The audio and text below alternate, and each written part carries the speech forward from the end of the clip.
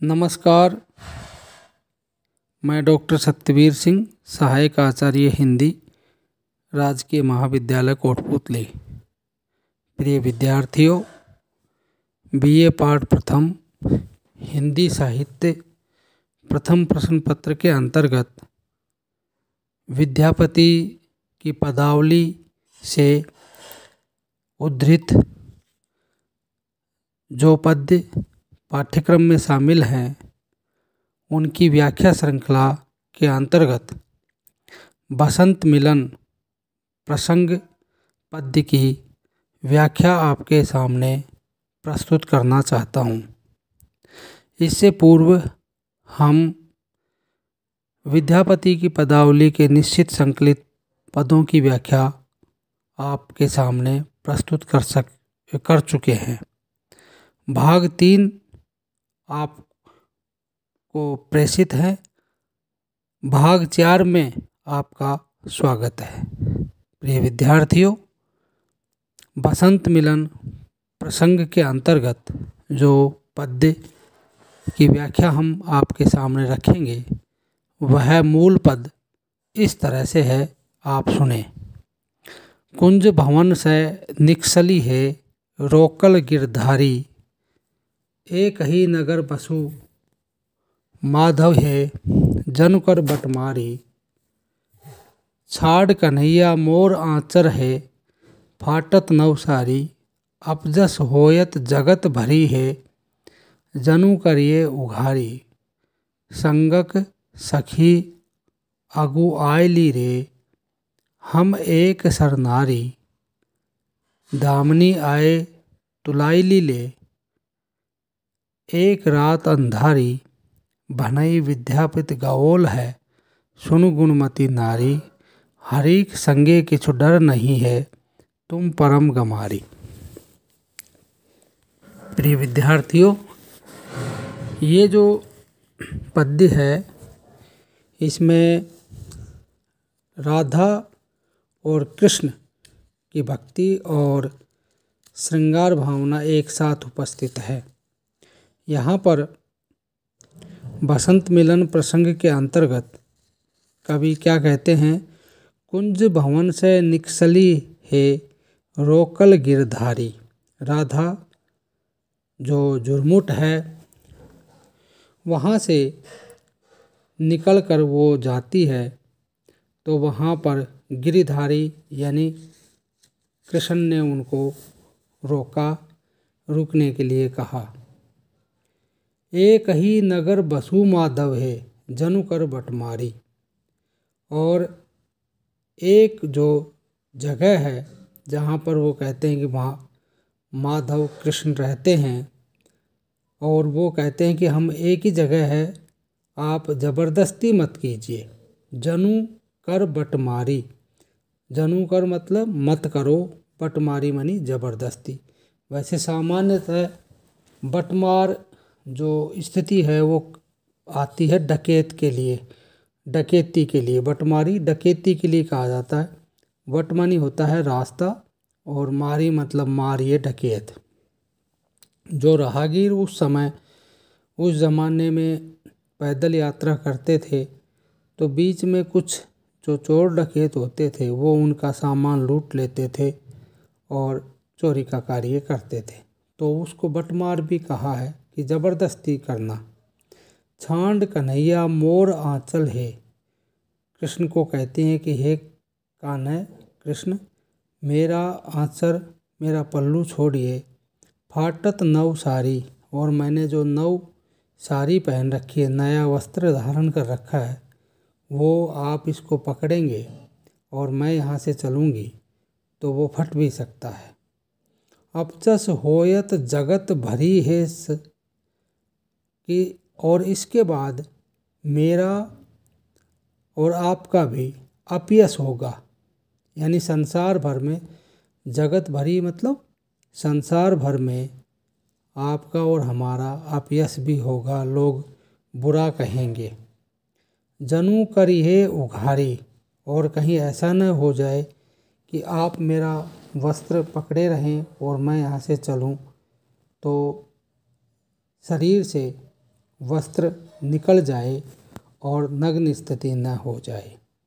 संगक सखी अगु आयली रे, और मेरी जो साथ में जो सखियां आई थी वो सारी सखी अगु आयली मतलब आगे चली गई।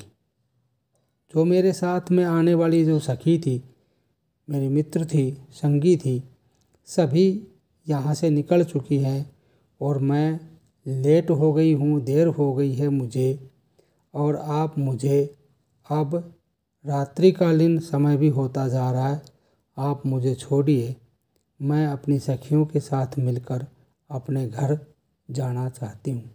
हम एक सर नारी, और फिर कहते हैं कि मैं अकेली, एक सर मतलब अकेली हूँ और महिला हूँ, स्त्री हूँ, इसलिए मेरी सभी साथियाँ आगे चली गई, मैं अकेली रह गई हूँ और मैं कैसे उनको पकड़ पाऊँगी और उनके साथ में जा पाऊँगी। दामिनी आए तुलाई ली है, दामिनी यहाँ बिजली के लिए कहा है। और देखिए अब तो इस रात में जो बिजली है, बादल हैं और बादलों के बीच में बिजली भी चमकने लगी है। एक रात अंधारी, और अब देखिए पूरी रात जो है अंधेरी है।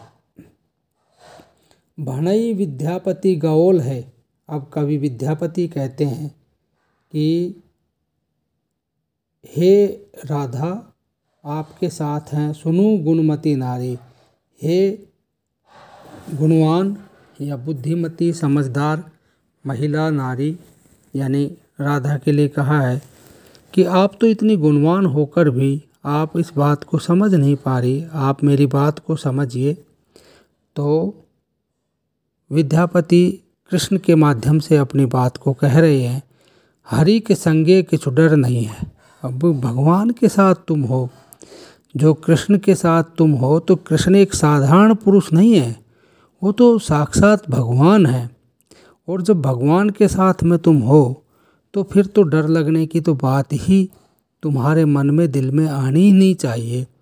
तुम परम गंवारी, तुम तो गंवारी का मतलब गंवार, मूर्खा हो, तुम तो पागल हो कि जब साक्षात भगवान तुम्हारे पास में हैं तो उसके बाद में ये जो भाव है कि मैं अकेली रह गई हूँ, मेरी सखियाँ आगे चली गई है, अंधेरी रात है, बिजली चमक रही है, मुझे डर लग रहा है, ये तमाम जो भय की बातें हैं ये तुम्हारे दिल में, मन में कहीं पर भी आनी ही नहीं चाहिए। क्योंकि तुम्हारे पास, तुम्हारे साथ अगर किसी का साथ है तो वो भगवान कृष्ण है, और भगवान कृष्ण तुम्हारे साथ में खड़े हुए हैं।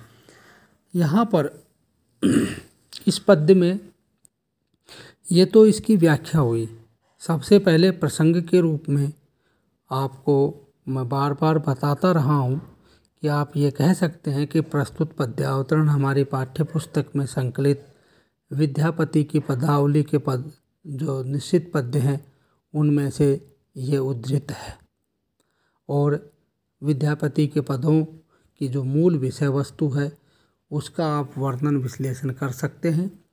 और इस पद्य में मूल जो भाव मैं आपको बता रहा हूँ कि क्या है, कि मूल रूप से राधा को एक सामान्य स्त्री और कृष्ण को सामान्य पुरुष की तरह से यहाँ पर नायक नायिका की तरह से प्रस्तुत किया है।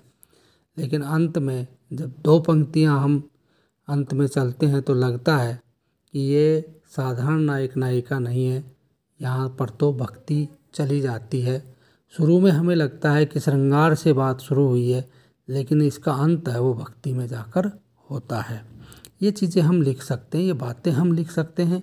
बाद में व्याख्या मैं अभी आपको विस्तार से बता रहा था, और अंत में फिर जब इसके विशेष हम लिखेंगे या टिप्पणी हम लिखेंगे तो टिप्पणी और विशेष में सबसे महत्वपूर्ण है कि भाई भाषा कौन सी है, मैथिली भाषा है, छंद कौन सा है, अलंकार इनमें कौन कौन से अलंकारों का प्रयोग हुआ है, और इसमें काव्य रीति का काव्य गुण है, और जो और काव्यांगों की समस्त जो बातें हैं उनका हम यहाँ पर वर्णन विश्लेषण कर सकते हैं। जो पूर्वत पदों में मैंने आपको जो काव्यांगों का वर्णन आपको करा चुका हूँ, उनके बारे में मैं आपको बता चुका हूँ। तो यहाँ पर भी उसी तरह की बातें हमें स्पष्ट कर सकते बता सकते हैं। अब ये जो भाग 4 है यहीं पर हम समाप्त करते हैं। भाग 5 में आपका स्वागत रहेगा। अभी हम भाग 5 को लेकर आपके सामने उपस्थित होंगे। धन्यवाद।